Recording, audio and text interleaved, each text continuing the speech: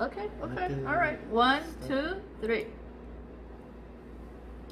Hi, Jody. Hi, how are you?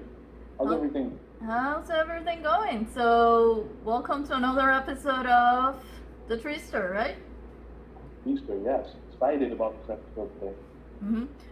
So today we're gonna be talking about Beyond Meat. It's the new burger meat substitute, right? So that's kind of important to know. It's not a veggie burger. It's not because we were wondering, right? Is it a healthier option? But apparently it isn't. It's more of a meat substitute. It does have a lot of fat, cholesterol, sodium, carbs, all that sort of thing. Here it is. So I guess tell us what you have, Judy. Well, I'm into Beyond Meat as well, and I noticed they also had sausages. So I have a Beyond Meat sausage, and then I also have an Impossible Burger, Impossible Whopper from Burger King. Yeah. Okay. All right. With some French fries on the side. Oh, okay. Oh, nice. See, yeah, prepared. All right. Well, so Matt here, he's a meat fan. He's a confessed meat fan.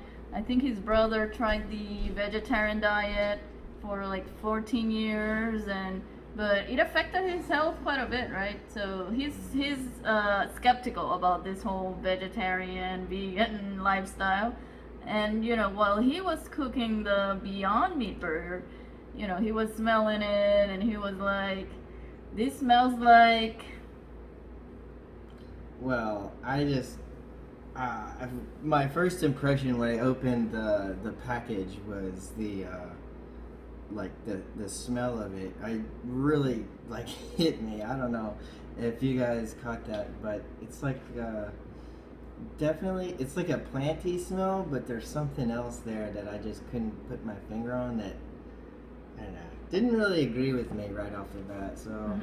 The word was dog food. The real word was dog food. That's exactly what it smells like.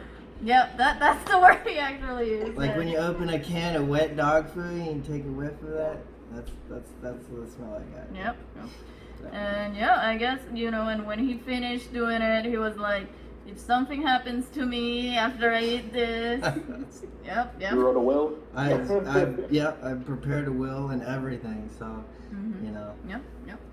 I guess are you guys ready to do the test, the taste test? Yeah, right? Taste should be more important than smell, right? Let's see if it redeems itself with the taste. Good luck, guys. Yep, here we go. Here's the I'll sandwich. try the sausage. Yeah. It looks a little pink though. Yeah. That's kind of throwing me off. I know it's not supposed to. I know the burger. I've had the burger plenty of times. Yeah. Did you buy the sausage? Was that? Yeah, I bought the sausage. Yeah. Is there like a store around Brooklyn? Target is a specific place. Seafood, yeah. Okay. I actually like the sausage. All right. It doesn't. I have like one in a I have one in a hot dog bun. But I'm weird like that for sausage. I love beef sausages. It's perfect to eat it. Yeah. It's pretty good. Morgan, have you tried Beyond Meat? So I've tried the ground version, it's kind of like the ground beef kind of version. And I thought it was okay, but I also agree the smell at first is kind of off-putting. I think dog food might be a good descriptor, unfortunately.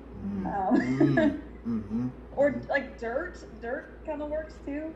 Oh no. But I thought it was pretty decent. At least I think that was the brand that I had. I need to go back and double check that. But I certainly want to try some of the other products because I'm sure they're good and it's a good option. But like you said, it's kind of like, would it be better to just have like a chickpea burger or like an actual veggie burger or like a portobello mushroom burger kind of thing for your health conscious purposes, right? Yeah. I'm liking it. I've never had it. I don't know. I like the flavor. It's not obviously like real meat. It's completely different, at least for me. But it's good. I liked it. Matt is not. I don't know. I'm not gonna lie, I'm gagging a little bit right now. Oh no! I don't like it. I don't like it. I'm trying to get it down. It's like got this weird consistency though, like you're chewing on little bits of something, not like. Yeah. I don't know. I'm a really big fan of big like juicy burgers that I don't know, you get that beef flavor. I don't know. I don't taste any beef in these. They're supposed to be like beef flavor, but yeah, the ingredients are interesting, right?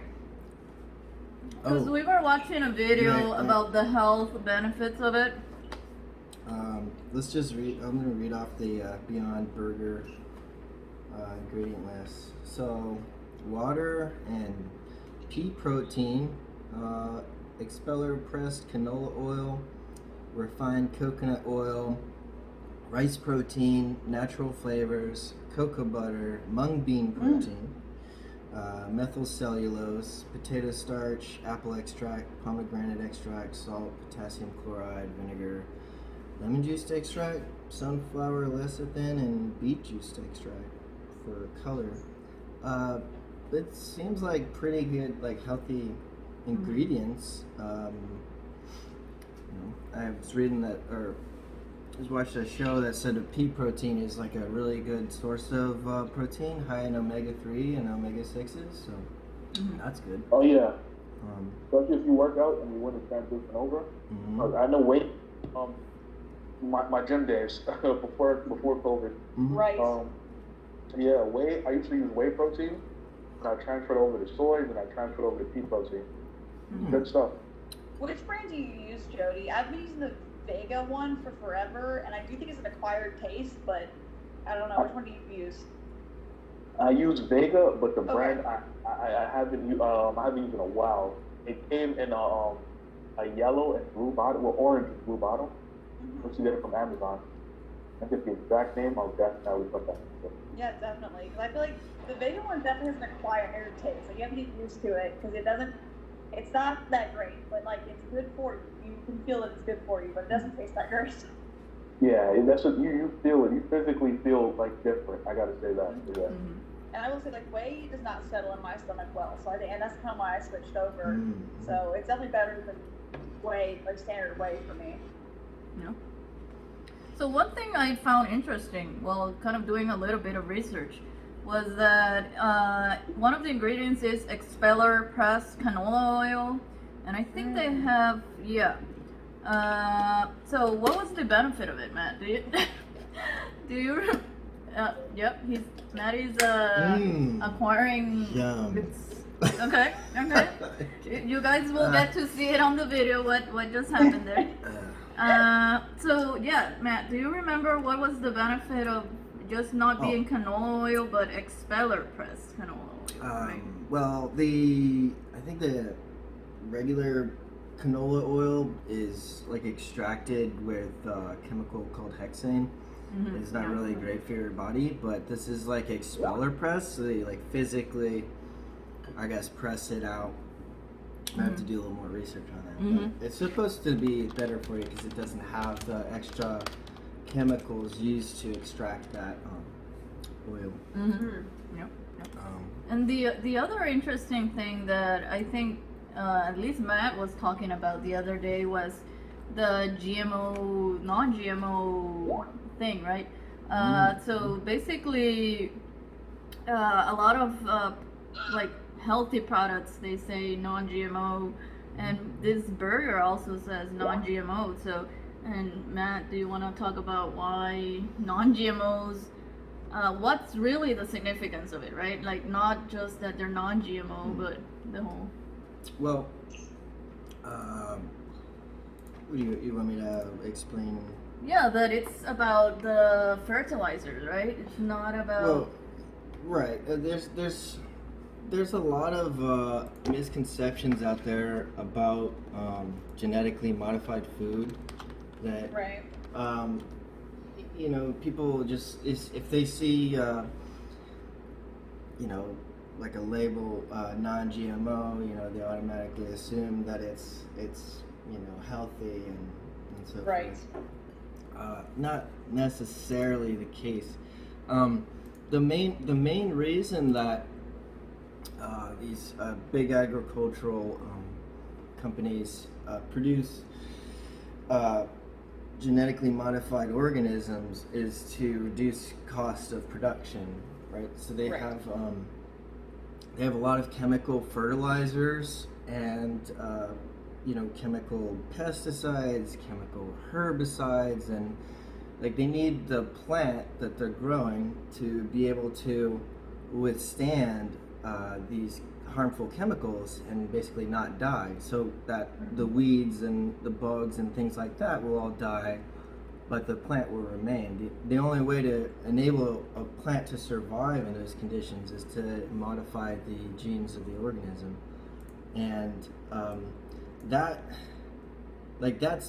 a bad reason to genetically modify something, right? So it's not necessarily the altered genes of the organism that really are going to hurt you. I think it's more like the chemical herbicides and the pesticides and everything that are going to be on your food, and that's going to cause serious health problems. And I mean, not just for us, but like everything. I mean, it all these chemicals leach into the ground, and then they eventually wind their way into the rivers and out into the ocean, where they you know, cause these dead zones. But I won't get too much into that. Just you know, I just want to point out that it's great that it's non-GMO, but I want to also, you know that there's no like no chemicals at all in the process of making food. Wow. You know, USDA organic certification from the FDA is what you want to look for, really. So Jody, when was the last time you had like normal beef meat? 2018. Oh wow. Okay. Yeah. All right. I'm gonna say that. Yeah. No. That was a normal time. The last time. So I've been like trying different meats. So well, different vegan meats. Yeah. Well, I think. And I'm also, yeah. Yep. Go ahead. I'm a pescatarian, so I'm thinking about transitioning over to vegetarianism. No. I think Matt is a nay for the Beyond Burger, or is it a yay? That's a big nay. Yeah, he doesn't like it. I liked it. You know, I think I'm good with it, but apparently they're not healthy either. You know, compared to normal burgers. But you are, I guess, helping the environment in a way. You know, with less consumption of meat and all that. I don't see a certified USDA organic sticker on this, so maybe. Right. Oh man. I've been looking for. It says like no soy, no gluten, vegan approved, non-GMO. But yeah, if they could make it organic, that'd be awesome for me. And I don't know, might change the taste. Maybe not. I don't know. Maybe I just prefer meat. But Yeah. Okay. I think the next thing that we wanted to talk about was greenwashing, right? Yeah. And Morgan, you seem to have some experiences with that, and Yeah, I have some opinions about that. So I, like every other 20-something white girl, spend a lot of time in Target, and that means that I see a lot of things that are going up, you know, on the end caps and things like that.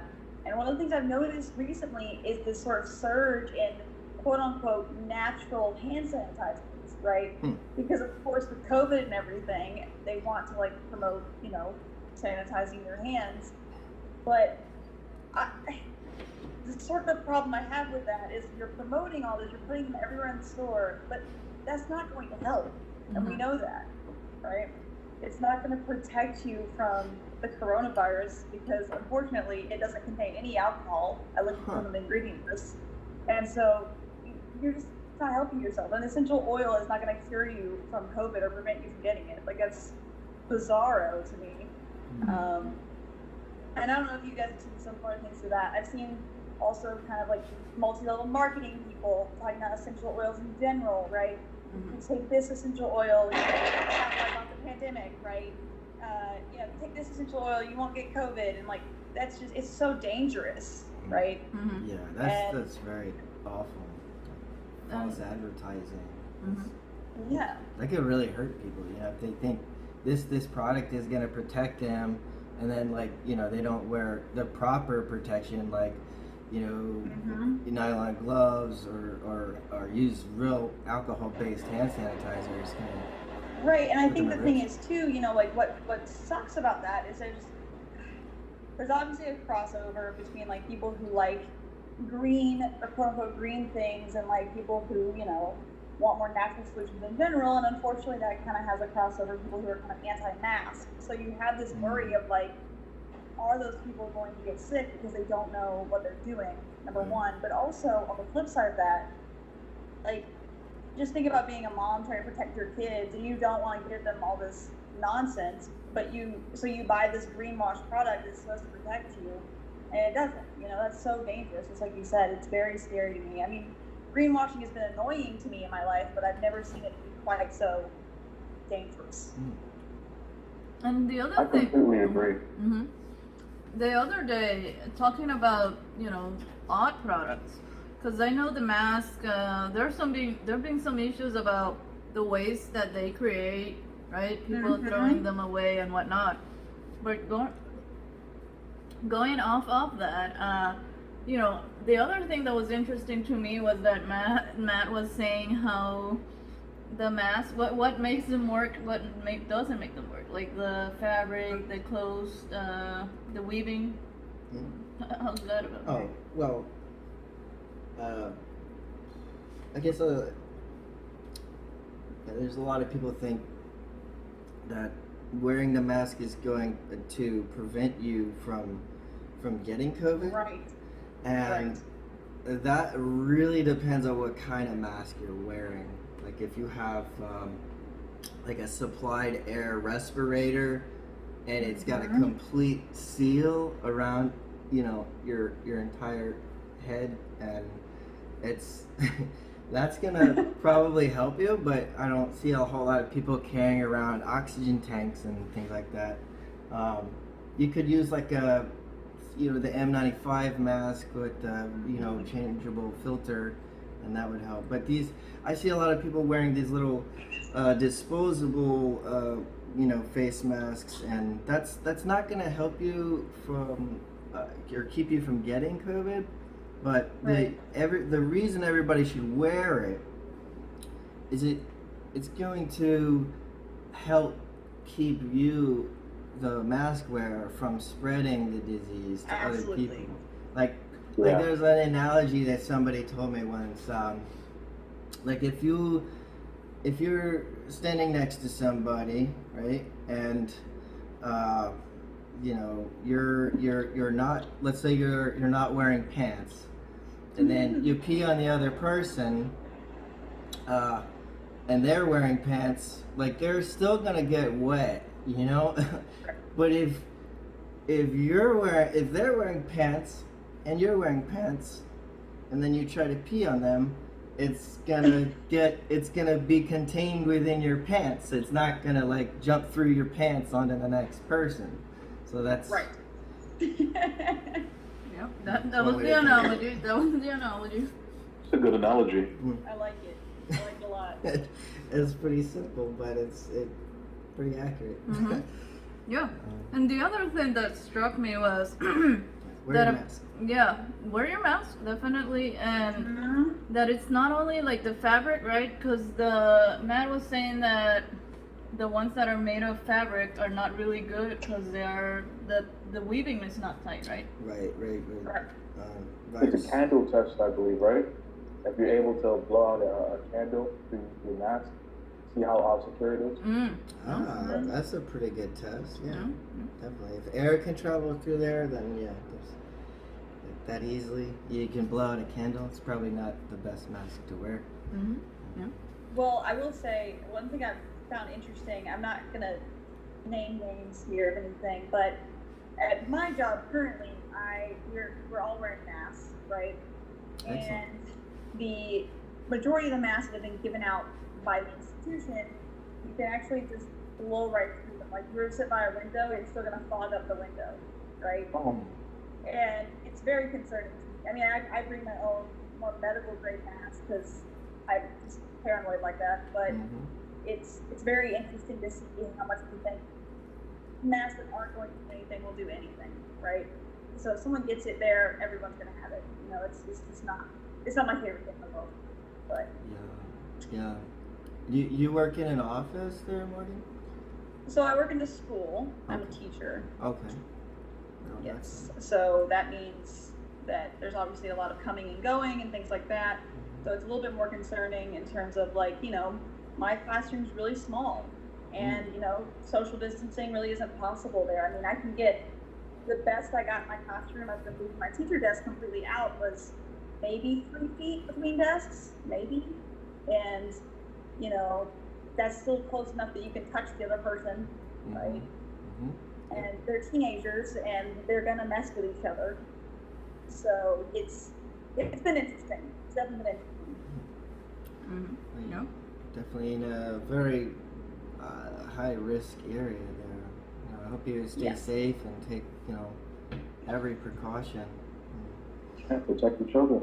Yep. Exactly. Big bottle of hand sanitizer. Yep. Let's see. At least we got hand sanitizer dispensers installed in our classroom, so I am thankful for that. And I make my kids use it every time they come in and every time they leave. So awesome. Yep. That helps, definitely. Absolutely. So, and I guess, you know, going back to greenwashing now. Jody, have you had any experience with greenwashing, or? Well, I guess the products. Okay.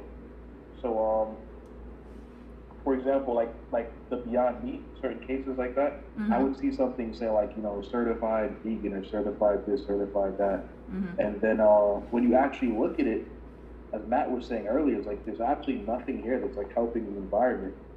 You can say it's vegan, but the way you gotta do something, so it's just all like, I feel like people just like put certain things on their labels, even when you say something's organic, right?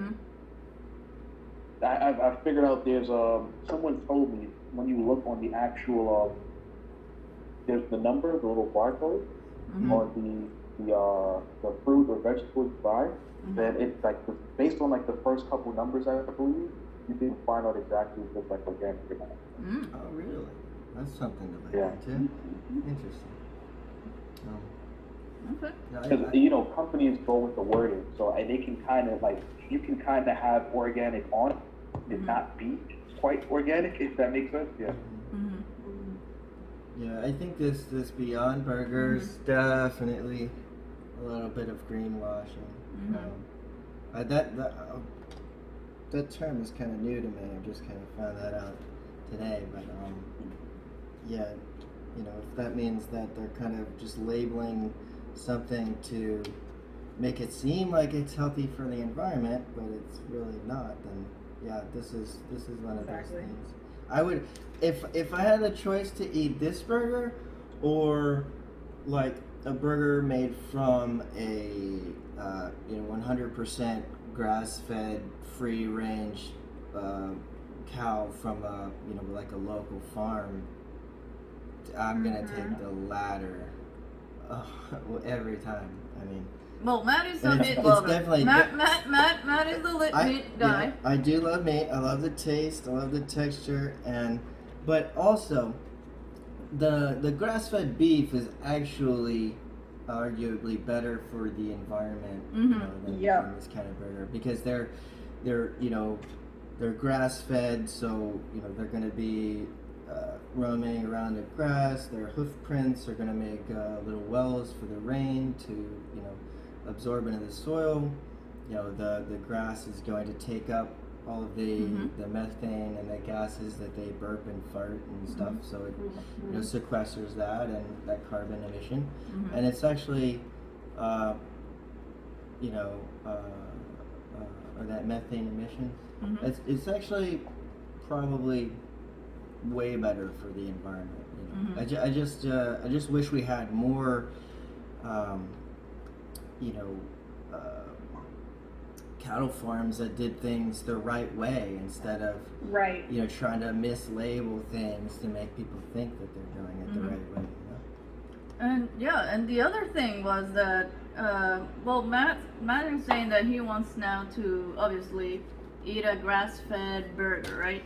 But then going back to a good movie that, I guess it was a documentary that we were watching the other day. It's called The Game Changers. It's on Netflix. Have you guys seen it? I haven't seen it, but I've heard about it. I think, Have you seen it, Joey? No, I'll put it on my list. Yeah, I think it was surprisingly good.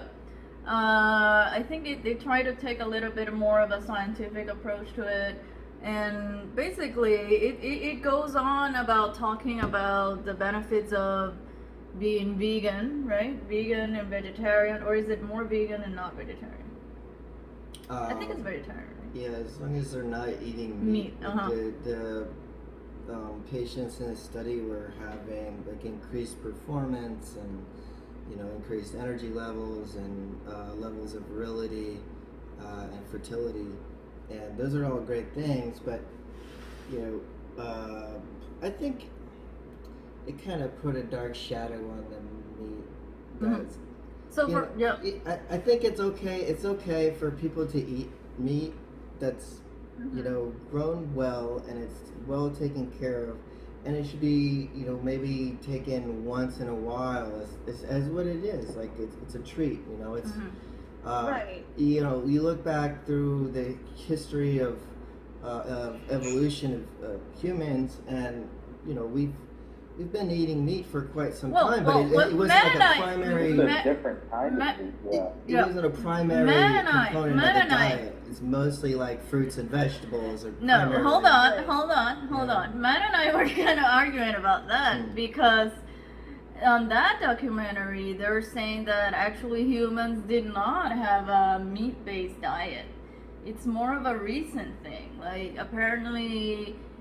Humans were very much vegetarians, and somewhere along the road, even more recently, it's that the ads are very prevalent, saying you're a man, you need to eat meat, you want strength, you have to eat meat.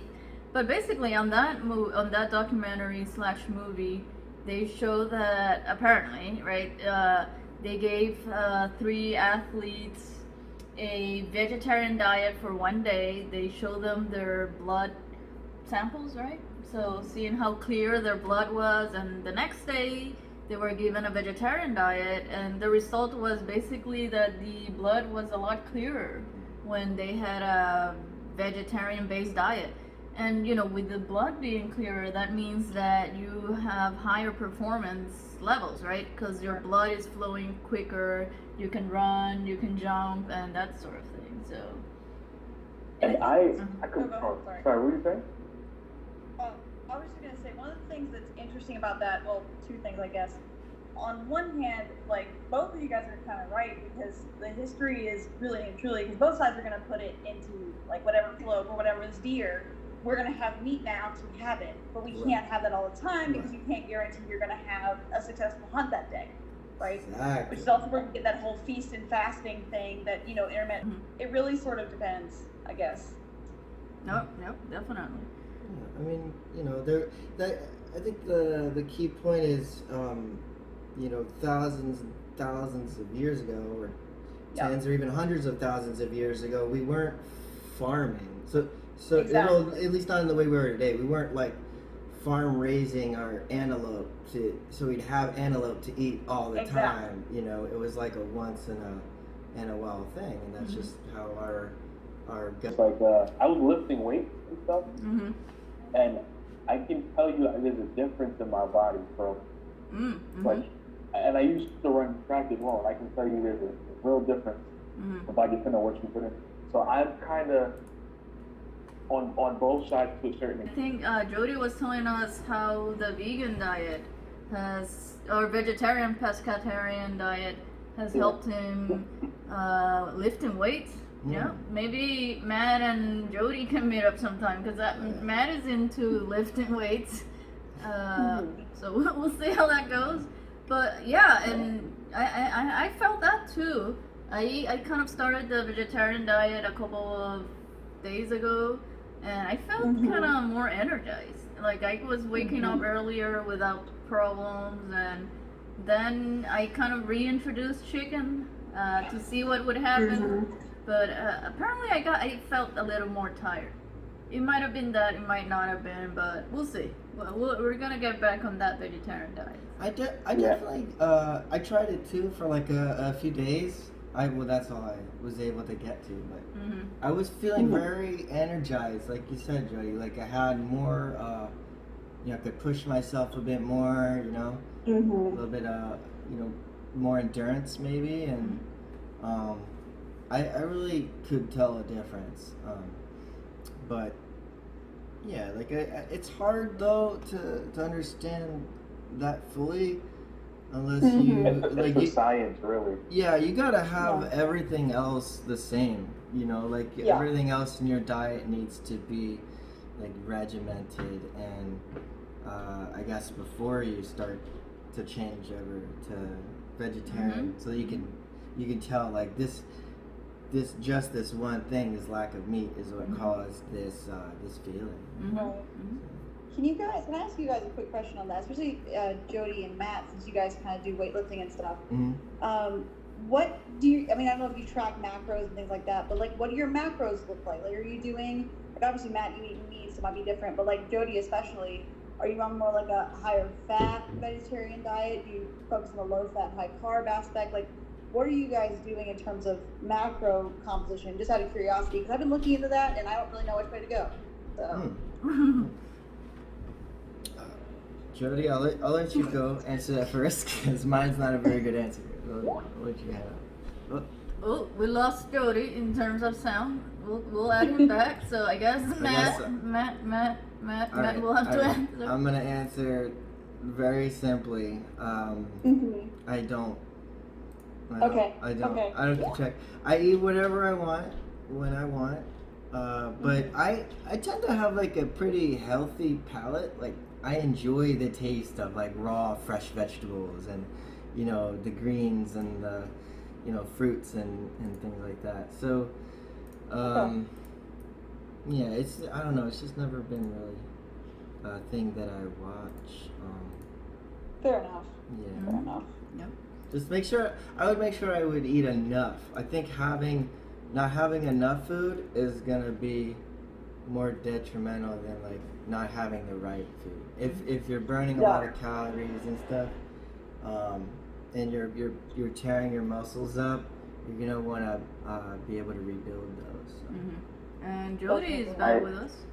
Yep. Yeah, so it really depends. I guess Matt was probably covering that. It depends on what you're trying to do. Like if you're trying to cut, if you're trying to like bulk, gain muscle. So that all depends on your actual like diet. So if I'm trying to cut, I would do I would do more so like high carb to a certain extent, and I would lower the fat, like almost. I would probably erase it as much as I can, or only eat healthy fats like avocados. Like have like 100% olive oil. Like if I use like cooked vegetables, I watch I use like probably like a tablespoon as well as like a part of the seasoning and stuff. So it really depends what I'm trying to do. Now, if I'm trying to bulk up, I'm a pescatarian, so I do eat like fish and stuff. But then lentils has a very high source of protein as well, and it's very clean. And another thing too, like what Matt was saying earlier, I think the difference is what people were eating back in the day. The meat wasn't like more so farm raised and processed as it is today. So it's like if I'm literally hunting for my food, I'm like burning calories already. I have to be physically fit to be able to run after a wild animal. as opposed to right now, I mean, I don't do anything, sit behind a desk, and then, hey, let me go get some beef that's probably not fed the best. It's not like it's wagyu, you know what I'm saying? Mm-hmm. Right. So I'm bored, to eat like that clean, So I think If you guys looked into it all, like, we were just talking about grass-fed beef, but I learned recently that there's a difference between like grass-fed beef and then like grass-fed, grass-finished beef, which is the difference being that grass-fed beef means typically they're fed grass to their lives before they go to be unfortunately slaughtered. They are given like grains and stuff to bulk them up, and grass-fed, grass-finished means that before they go that way, they actually are still eating rats. So I don't know if you guys have looked into that at all. I just learned about it like a month ago. So that's new I to just me. learned about that from you. Yeah, that's really sneaky. It's like yeah. it's grass-fed up until a few weeks before we called them. Yeah. That's greenwashing. Man, that's not right. There you go. Like, Sneaky. this is an example, right? Because there is a difference, and like apparently, I've never been able to find grass-fed, grass-finished beef or meat myself, which I don't eat much anyways. But like, I went through a keto phase a couple years ago, and Yep. like everybody does, apparently now. I haven't, but go for it. If it works for you, go for it.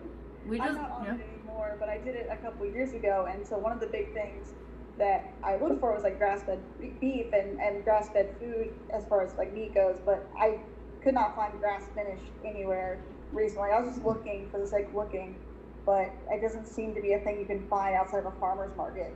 Yeah, well, I have to. What about look for wagyu that. beef? I don't know enough about that, honestly. what was it? I Wagyu? think it's wagyu. It's like shipped from region Asia. Like I haven't like look. I was really like looking into a lot of these stuff like a couple years ago. Mm-hmm. So like my memory's not it's just clear. Mm-hmm. But it's like each piece of meat that you get, like it's like the cow's individually like cared for. They have a certificate where the cow is fed, like beautifully, like from normally from like from birth, essentially speaking. So, Mm-hmm. but that's why it's expensive. I couldn't afford that back in the day. Yep. And I think I read somewhere about, I think it's Kobe. I don't know, I don't remember if it was Kobe or Wagyu. Kobe, yep. Kobe? Kobe. Uh-huh. See, I made a mistake. Kobe, dude. No, it might have been Wagyu too, because there are two types, Kobe and Wagyu. And I do remember that there was one type, I think it was probably the Kobe one, that they were saying that they're basically only in Japan. That's the only place where the official ones. So like when they were saying that if you go to a restaurant, anywhere like in the US, and they say Kobe beef, it's probably not Kobe beef, because apparently there's a strict process regarding that, and I don't even know if they allow it to be shipped outside of Japan.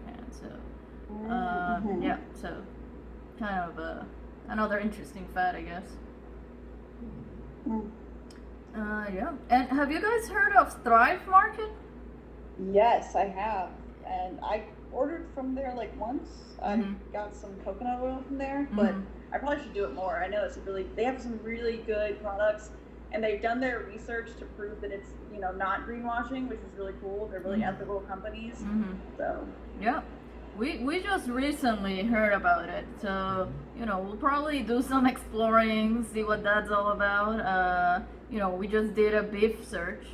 Some high prices, obviously. We'll see if this is greenwashing, like they say, or the real deal, right? Might be So I cheaper did some research on the Kobe. Just did a quick Google search, right? So Kobe beef. Instead, it's according to foodreference.com. So Kobe beef is a special grade of beef from wagyu, the cattle that's raised in Kobe, right? And then, so wagyu cattle, it's raised in barns and they're given names instead of a number, and they're kept on like a strict diet of rice, whole crop, silage, and concentrate, and allowed to grow up to about 700 kilograms. And it takes about 3 years. Yeah. The normal beef. interesting. sounds pretty good. I don't know if having a name makes me more uncomfortable or less uncomfortable. Yeah. Oh no, I ate Betsy.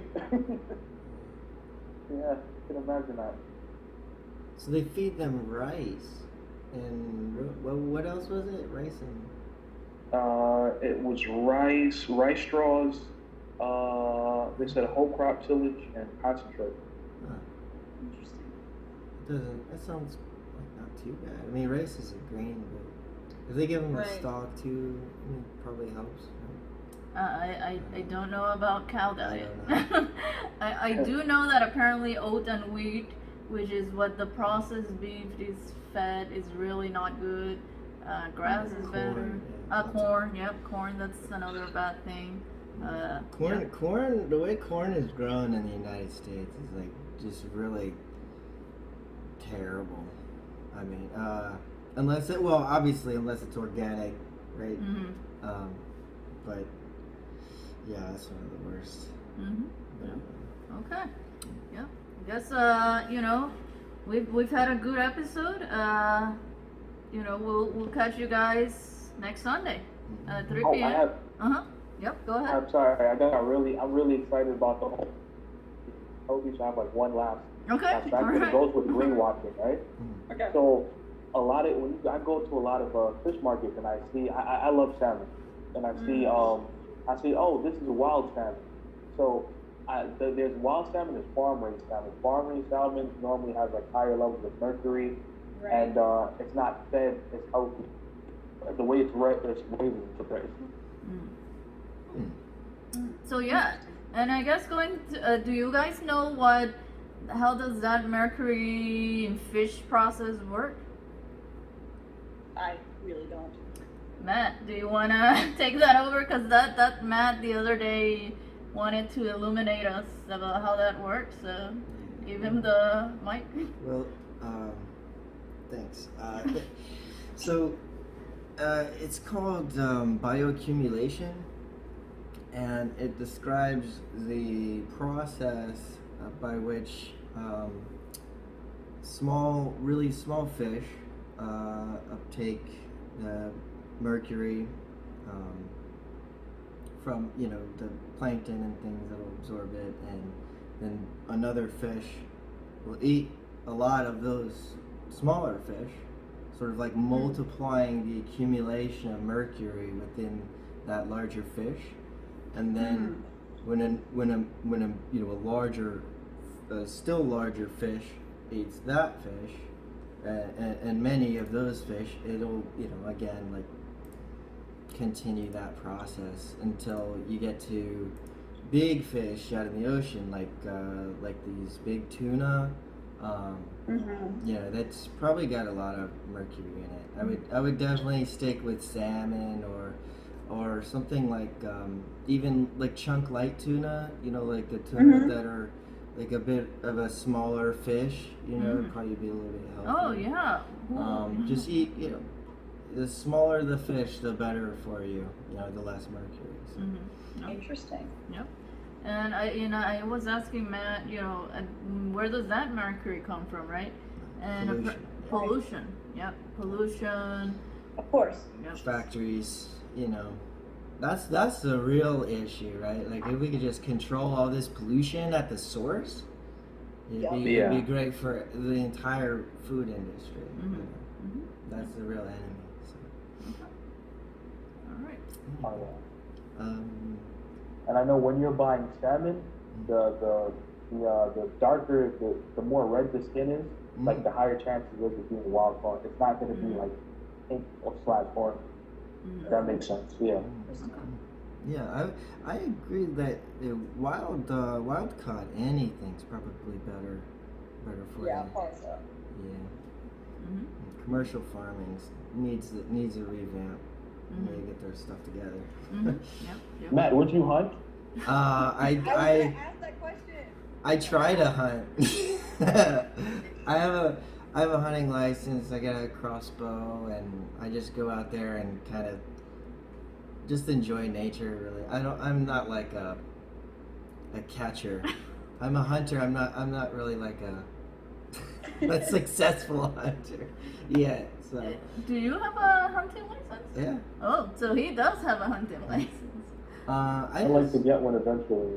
Yeah, it's great. I mean, we need more hunters here in Jersey. I mean, we got deer all over the place. I actually ran into a deer last year, like hit it head on. This thing just darted out onto Highway 46, like out of nowhere, and I couldn't stop in time. I tried, but it like clipped the front of the car and just sort of like popped up and went right through my windshield. So I had like a deer laying in the car with me, and it's like, what the hell just happened? But luckily it died instantly. It didn't suffer or anything. But thank goodness. Yeah. I'm glad you're okay too. Absolutely. Yeah, also glad you're okay. That's fine. No big deal.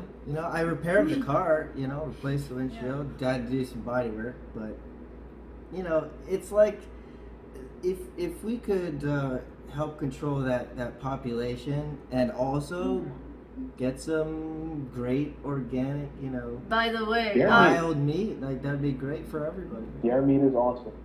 yeah. By the way, our vegan, so we have a Twitter account as well, guys. So if you haven't checked us out, definitely check us out there. We're Trister6, so you'll see us.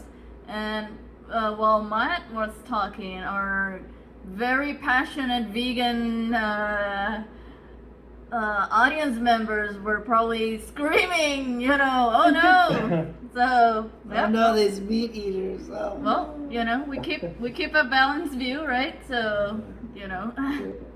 And I do think there has to be room in the conversation for a more ethical approach to animal consumption. So like, what Matt is saying about hunting, like I'm from the South, I'm not up there in the North with you guys and your Yankee selves, but so I'm down here in the South, and that's kind of a way of life down here. And I mean, my family, we're from a very rural area, and everyone hunts there because if we didn't, there would probably be more deer than there are people, legitimately. And my family will hunt during deer season, and that's food for my family for the rest of the year. And obviously I don't live with them anymore, so I don't really partake as much anymore, but it's definitely something to consider, is maybe a more ethical approach to it. If you wouldn't kill the animal yourself, should you be eating it? Right? I agree with that. Very good point. Yeah, good stuff. So especially if you're eating what you kill, Yeah, absolutely. Yeah, you need to show it some reverence. It's like exactly circle of life. Yeah. Well, good stuff. If anyone, we're open to suggestions about what we should talk about next week. We'll do some digging. Lots of interesting stuff coming out. Elon, Matt and I were having a vigorous discussion last night about Elon and his Neuralink endeavors and all his other endeavors. We might touch. I think that'll be a next good episode. Yeah, absolutely. Yeah, it's pretty juicy topic. Oh yeah. Okay. All right. I love computer science. Yeah. So yeah, thank you, Jody, Morgan, Matt, me, Vanessa, and we'll see you next week. Thanks, guys. Thank you. Bye. Take care. Bye. Bye-bye. Bye, guys.